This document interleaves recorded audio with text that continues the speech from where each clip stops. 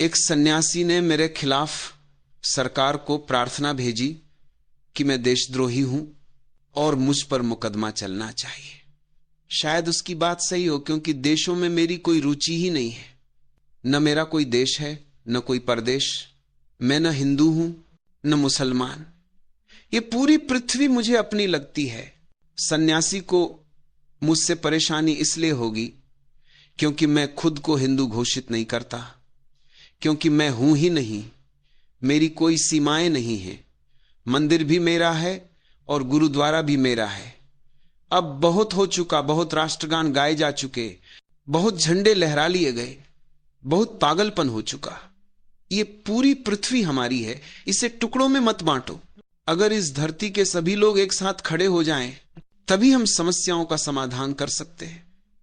लेकिन हमारी पुरानी आदतें हैं, सारे जहां से अच्छा हिंदुस्तान हमारा। और यही पागलपन दूसरे देश भी कर रहे हैं।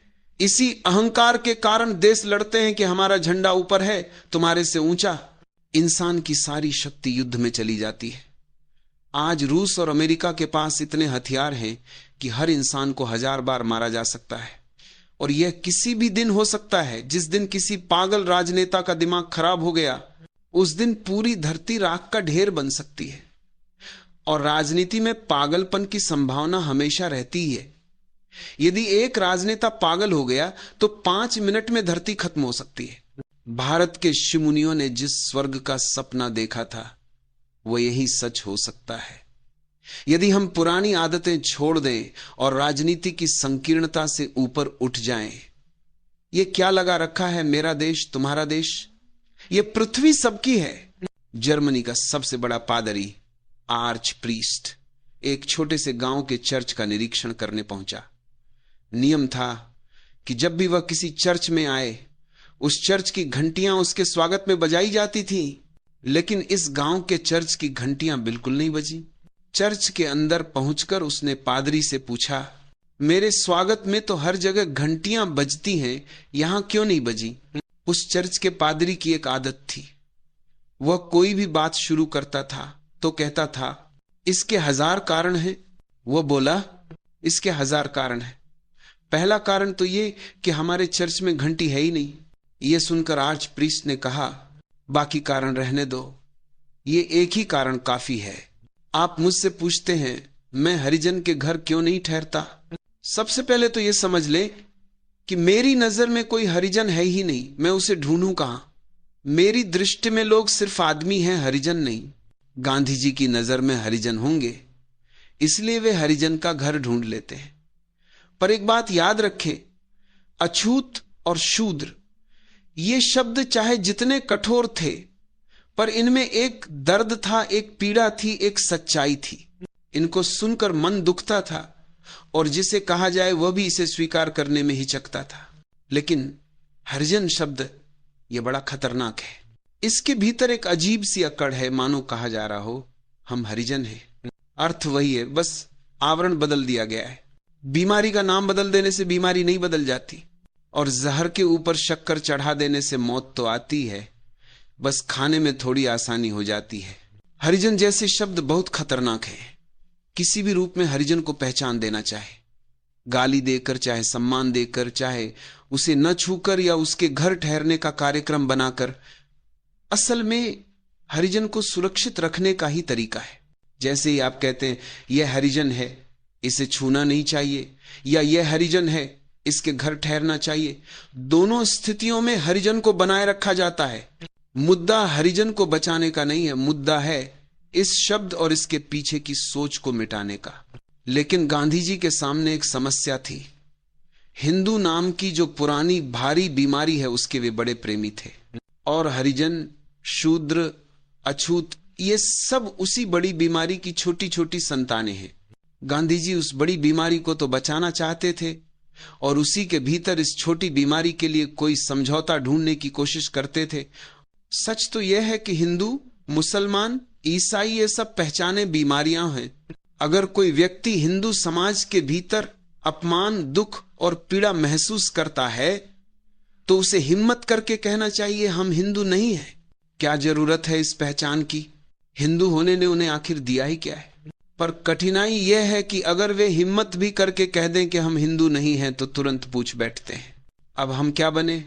मुसलमान बन जाएं, ईसाई बन जाएं, बौद्ध बन जाएं। यानी एक जेल से बाहर निकलते ही वे दूसरी जेल ढूंढने लगते हैं। अंबेडकर ने थोड़ी हिम्मत दिखाई और कहा कि हिंदू धर्म छोड़ दो, लेकिन यह हिम्मत भी पूरी नहीं थी। उन्होंने एक जेल से निकलकर तुरंत दूसरी जेल में प्रवेश कर लिया। हो सकता है दूसरा जेल थोड़ा आरामदेह हो, लेकिन याद रखें, आरामदेह जेल सबसे खतरनाक होते हैं, क्योंकि उन्हें छोड़ने का मन ही नहीं करता। हिंदू मत छोड़ो, बौद्ध बन जाओ, ईसाई बन जाओ, मुसलमान बन जाओ, ये सब भी अपनी अपनी तरह के पागल खाने हैं। हरिजन, अछूत, शूद्र, इन सब को चाहिए कि वे हर तरह के जेलों से मुक्त हो जाएं।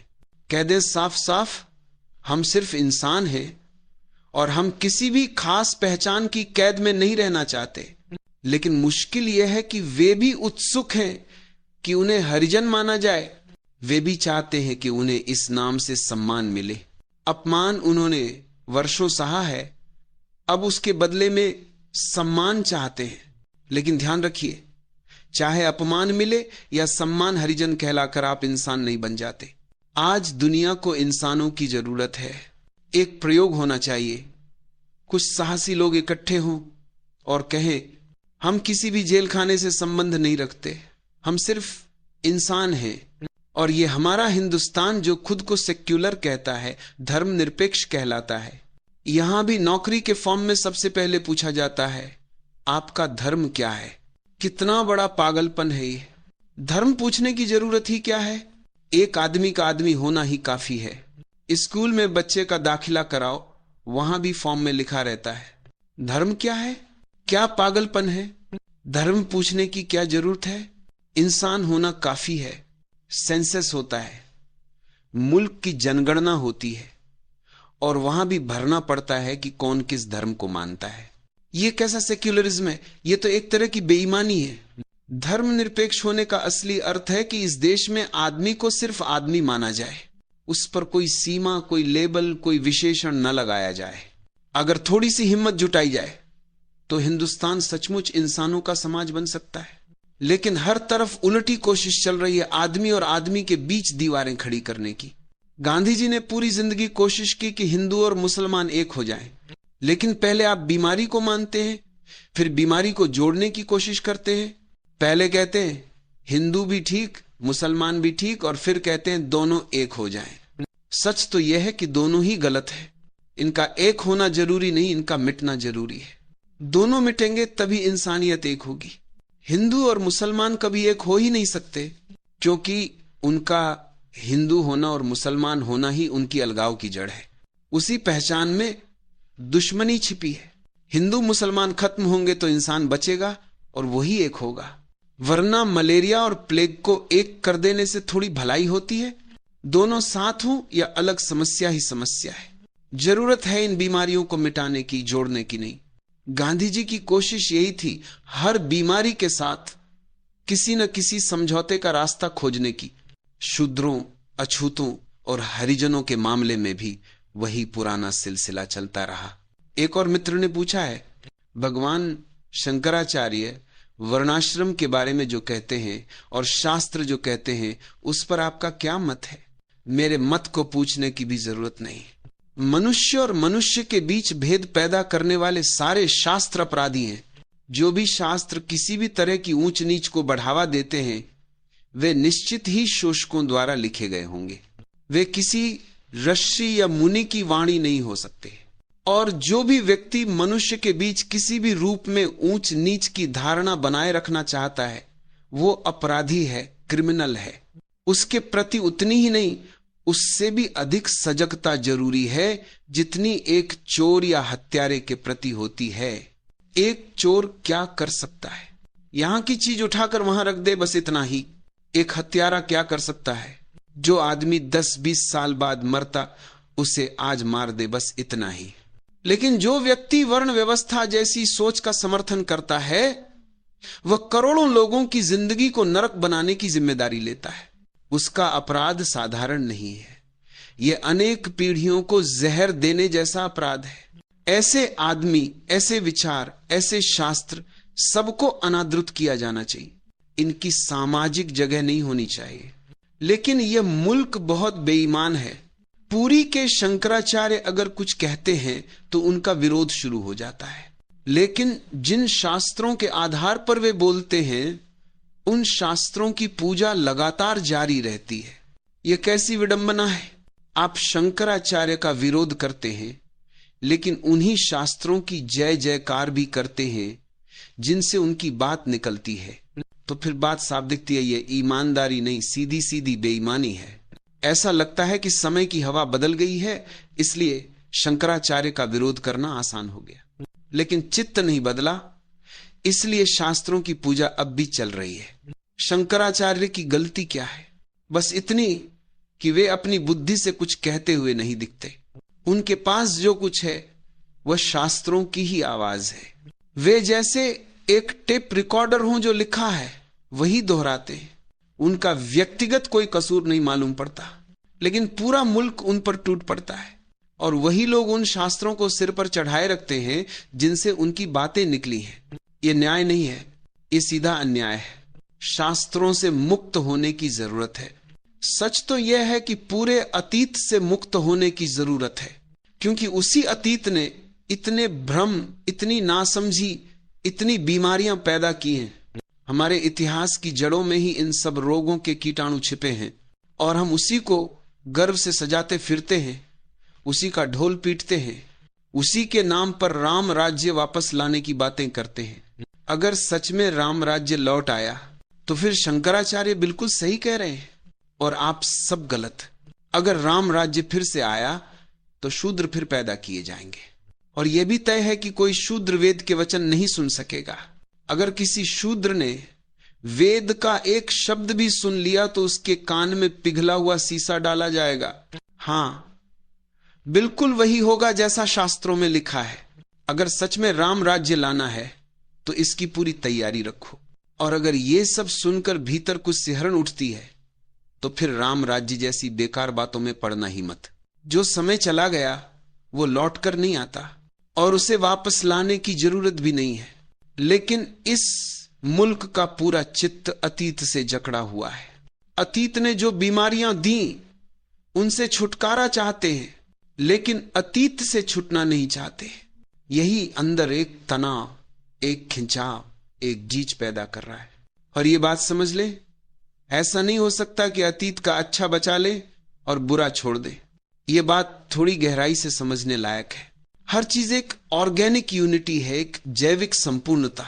जैसे ये नहीं हो सकता कि किसी आदमी की आंखें प्यारी लगती हों तो आंखें बचा लें और बाकी आदमी को छोड़ दें, या उसका हृदय बहुत अच्छा लगे तो हृदय रख लें और बाकी को जाने दें। आदमी एक संपूर्ण इकाई है, इकट्ठी, जुड़ी हुई, अविभाज्य। उसी तरह हर युग, हर सदी, हर शास्त्र, हर धर्म सब एक ऑर्गेनिक यूनिटी है। अगर अतीत जाएगा तो पूरा जाएगा और अगर बचेगा तो पूरा बचेगा। लेकिन इस मुल्क में हम एक अजीब काम कर रहे हैं। हम कहते हैं जो गलत है उसे छोड़ दो और जो ठीक है उसे बचा लो।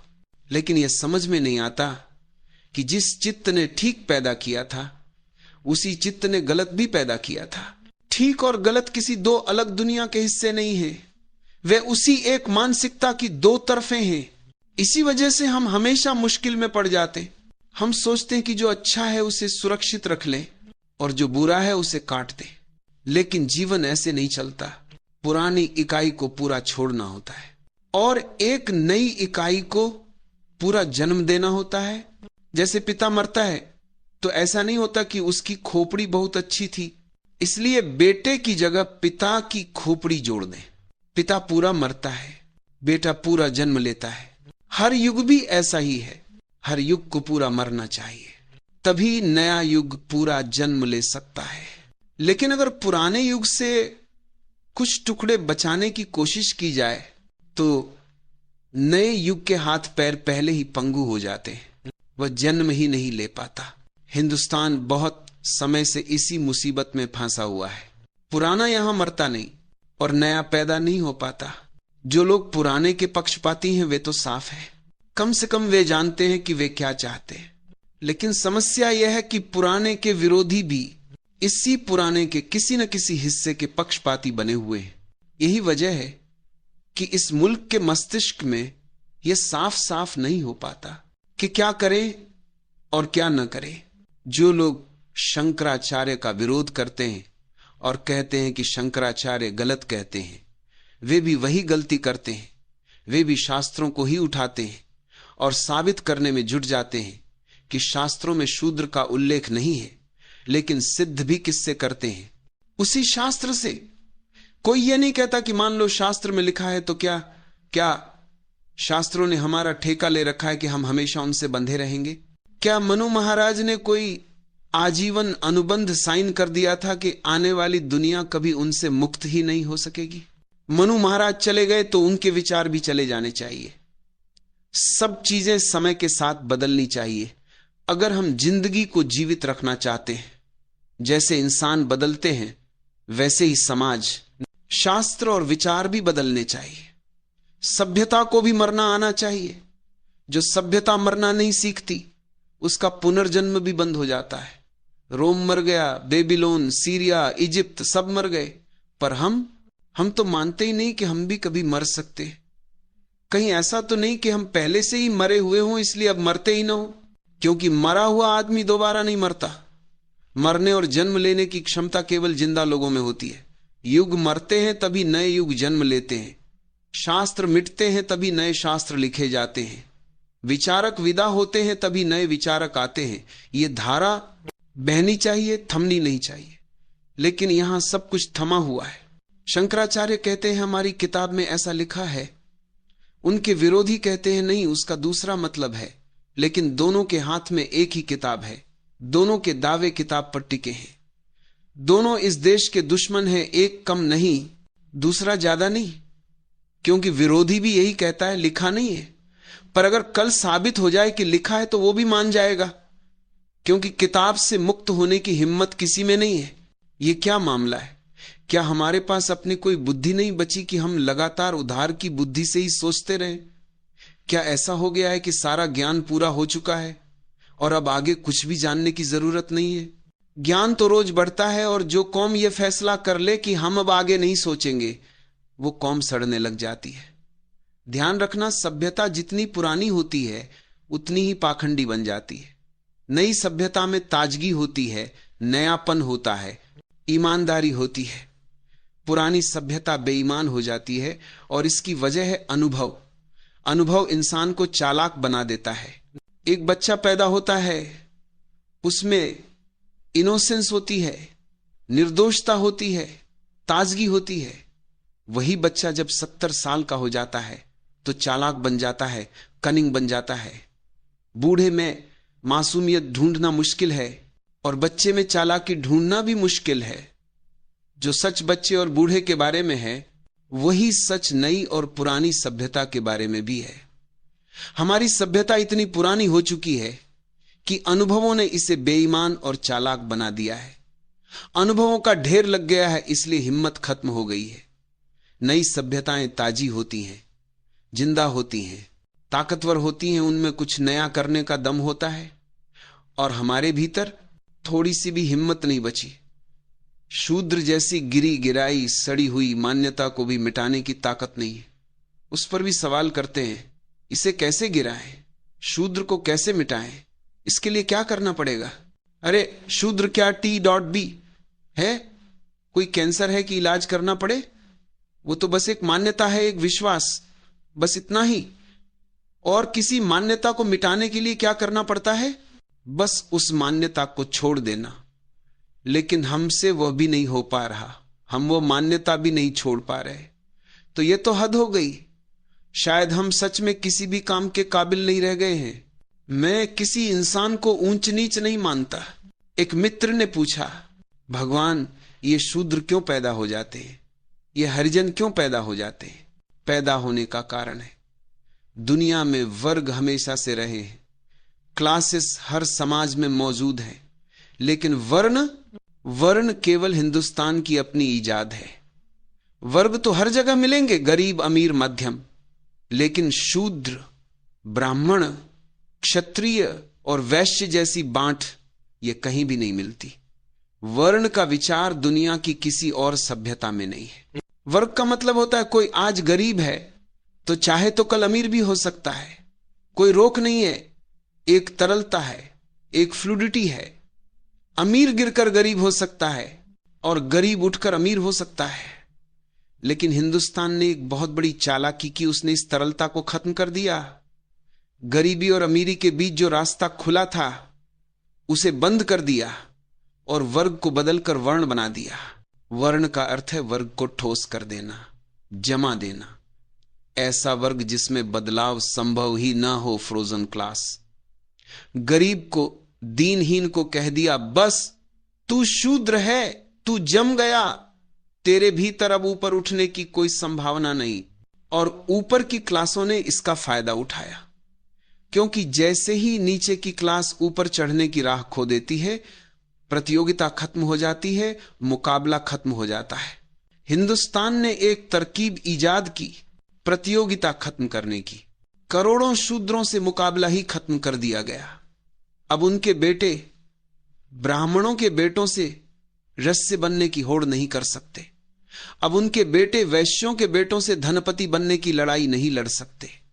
अब उनके बच्चे बहादुरी दिखाकर क्षत्रियों की बराबरी भी नहीं कर सकते।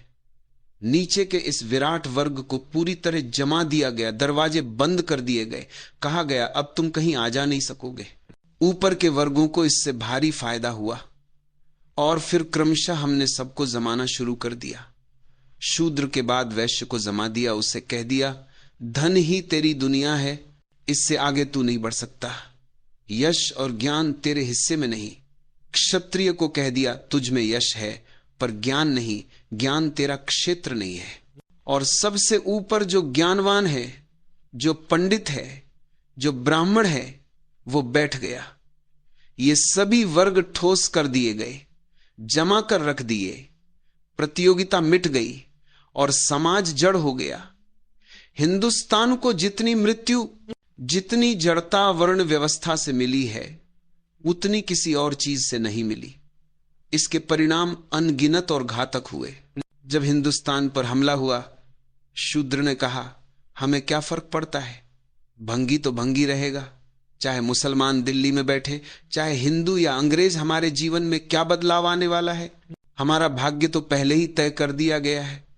कोई भी राजा हो, हमारा क्या जाता है, हम तो अपना काम वैसे ही करते चले जाएंगे। हिंदुस्तान की विराट जनता वर्णों की वजह से देश के जीवन से अरुचि से भर गई, वह उदासीन हो गई, विराटपूर्ण हो गई।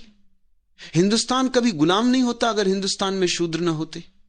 हिंदुस्तान कभी गुलाम न होता अगर यहां वर्ण व्यवस्था न होती। वर्ण व्यवस्था ने देश को ऐसे ऐसे टुकड़ों में बांट दिया कि एक बड़े हिस्से को देश की चिंता करने की कोई जरूरत ही महसूस नहीं हुई। सिर्फ थोड़े से लोगों, क्षत्रियों को चिंता थी कि राज्य कैसे बचाया जाए। बाकी पूरे देश का इससे कोई संबंध ही नहीं रहा। गरीब को क्या लेना देना अमीरों के झगड़ों से, कोई मतलब ही नहीं। और यही बात आज फिर हो रही है। अंग्रेज हिंदुस्तान से गए गरीबों ने सोचा था कि अब कुछ मिलेगा, लेकिन हुआ क्या? कुछ नहीं मिला। अंग्रेज पूंजीपति चला गया तो उसकी जगह हिंदू पूंजीपति आ बैठा। गरीब अपनी ही जगह पड़ा रह गया। उसे क्या फर्क पड़ता है कि ऊपर कौन बैठा है? अमीरों के झगड़े उन्हीं के हैं, नीचे के आदमी का उनसे कोई लेना देना नहीं। हजारों साल की वर्ण व्यवस्था ने हिंदुस्तान को ऐसी हालत में जमा दिया कि यहां कोई सामाजिक चेतना, कोई राष्ट्र, कोई नेशनल फीलिंग, कुछ भी पैदा ही नहीं हो सका। और जो लोग इस व्यवस्था के विरोध में खड़े हुए, वो भी मूल कारणों के विरोध में नहीं थे। गांधी जी चाहते थे कि अछूतपन खत्म हो जाए, लेकिन कर्म सिद्धांत पर, जो इस पूरे वर्ण ढांचे की जड़ है, उसके विरुद्ध उन्होंने एक शब्द तक नहीं कहा। और शायद आपको अंदाजा न हो कि हिंदुओं का दिमाग व्यवस्था बनाने में कितना दक्ष रहा है। उन्होंने इतनी बारीक, इतनी गहरी, इतनी व्यवस्थित संरचना खड़ी कर दी कि सिद्धांत बनाने में हमसे बढ़कर लोग दुनिया में ढूंढना मुश्किल है। हम ऐसे अद्भुत, ऐसे चमत्कारी सिद्धांत गढ़ते हैं कि उनकी बराबरी कोई नहीं कर सकता। शूद्र को हमने यूं ही खड़ा नहीं कर दिया। हमने उसके पीछे पूरी मनोवैज्ञानिक और दार्शनिक पृष्ठभूमि खड़ी की है। हमारा सिद्धांत कहता है मनुष्य जैसा कर्म करता है वैसा ही जन्म पाता है। शूद्र वे हैं जिन्होंने पिछले जन्म में पाप किए थे, इसीलिए वे शूद्र बनकर पैदा हुए। ब्राह्मण वे हैं जिन्होंने पुण्य किए, इसलिए वे ब्राह्मण बनकर जन्मे। पिछले जन्मों के कर्मों के अनुसार 4 वर्ण बना दिए गए और अब लोग इन्हीं 4 दायरों में जन्म लेते हैं। इस सिद्धांत की सबसे बड़ी चतुराई यह है कि शूद्र भी राजी हो जाता है। वो बगावत नहीं करता, वह कहता है ठीक है, हमने पिछले जन्म में गलत कर्म किए होंगे इसलिए आज शूद्र बनकर आए हैं। अब अच्छे कर्म करेंगे तो अगला जन्म ब्राह्मण का होगा, और इसी अगले जन्म की आशा में वह आज शूद्र होने को स्वीकार कर लेता है। हिंदुस्तान का शूद्र इंतजार कर रहा है अगले जन्म का, और हिंदुस्तान का दिमाग इतना कुशल, इतना बेईमान है कि जिसे भी राजी करवाना हो बस उसे अगले जन्म का प्रलोभन दे दो, वो मान जाएगा। जब तक ये कर्म सिद्धांत नहीं टूटता, जब तक इसकी नई व्याख्या नहीं होती, शूद्र का मुक्त होना बहुत मुश्किल है। और मजे की बात यह है कि जिससे वो मुक्त होना चाहता है वही उसे और कसकर बांधने में लगा है। विनोबा जी और गांधी जी जिन मंदिरों से शूद्र को मुक्त होना चाहिए, उन्हीं मंदिरों में उसके प्रवेश के लिए संघर्ष कर रहे हैं। सोचिए ये कैसी क्रांति है कि शूद्र को मंदिर में प्रवेश मिल जाए। किसके मंदिर में? उसी मंदिर में जिसने उसे शूद्र घोषित किया, उन्हीं पुरोहितों के मंदिर में जिन्होंने उसे हजारों वर्षों तक नीचा दिखाया, दबाया, पीड़ा दी, शोषित किया। मैं तो स्पष्ट कहूंगा, एक शूद्र को किसी भी मंदिर में नहीं जाना चाहिए, चाहे सारे ब्राह्मण उसके पैरों पर गिरें, फिर भी नहीं जाना चाहिए। क्योंकि उस मंदिर में क्यों जाना जिसने सदियों तक तुम्हें तोड़ा, दबाया, शोषित किया और मनुष्य से कम मानकर तुम पर अत्याचार किए। लेकिन गांधी जी और उनके साथी कहते हैं मंदिरों के द्वार खोलो, हम शूद्रों को भीतर ले जाएंगे। वे इसे क्रांति कहते हैं, पर यह क्रांति नहीं, पुराने जाल को नई चमक देकर फिर से कसने की व्यवस्था है। वर्ण व्यवस्था टूट रही है, इसलिए उसे नई शक्ल देकर बचाने की कोशिश हो रही है। डर यह है कि कहीं शूद्र हिंदू धर्म की सीमा से बाहर न निकल जाए। लेकिन सवाल यह है कि शूद्र को हिंदू बने रहने की जरूरत ही क्या है? और सच पूछो तो किसी को भी हिंदू, मुसलमान, जैन या ईसाई होने की जरूरत क्या है? आदमी होना ही पर्याप्त है। जो आदमी होने भर की क्षमता नहीं रखता, वह किसी धर्म का ठप्पा लगाकर भी क्या हासिल करेगा? भारत में एक वास्तविक क्रांति तो तब होगी जब शूद्र स्वयं कहेंगे हम हिंदू नहीं हैं। और केवल शूद्र ही नहीं, जो भी बुद्धिमान है कहें हम हिंदू, मुसलमान, जैन, ईसाई कुछ भी नहीं है, हम सिर्फ आदमी हैं। यदि सत्य की खोज करनी है, यदि ईश्वर को पाना है, तो उसकी खोज किसी इमारत की 4 दीवारों के भीतर क्यों? पूरी सृष्टि ही उसका मंदिर है, असीम, खुला, विराट, उसमें खोजो। लेकिन हिम्मत की कमी है। शूद्र भी कहते हैं हमें अधिकार दो, हमें मंदिर में प्रवेश दो। जिससे अधिकार मांगोगे उसके परतंत्र ही रहोगे। अधिकार मांगने वाले कभी स्वतंत्र नहीं हो सकते। और जिन लोगों ने हजारों वर्षों तक मानसिक जाल बनाकर मनुष्य को बांधा है, वे नए जाल बनाने में भी उतने ही होशियार हैं। अब समय है कि सभी जाल तोड़ दिए जाएं। किसी भी शूद्र को किसी भी हिंदू मंदिर में कदम रखने की आवश्यकता नहीं है, और न ही अपने आप को हरिजन कहने की। आदमी कहना ही काफी है। इसलिए मुझसे यह मत पूछो कि मैं हरिजन के घर क्यों नहीं ठहरता। मैं तो आदमी के घर ठहरता हूं। हरिजन, गैर हरिजन जैसे शब्द मेरे लिए अर्थहीन है। अगर आप आए और कहें मेरे घर चलें, मैं आपके घर ठहर जाऊंगा। लेकिन यदि आपको जरा भी यह भ्रम हो कि आप कोई विशेषता दिखाकर कहेंगे देखो वह हरिजन के घर ठहरा, तो ऐसे पागलपन में मैं कदम नहीं रखूंगा। घर आदमी का होता है, किसी जाति का नहीं। और मैं मेहमान भी केवल आदमी का बन सकता हूं, किसी लेवल का नहीं।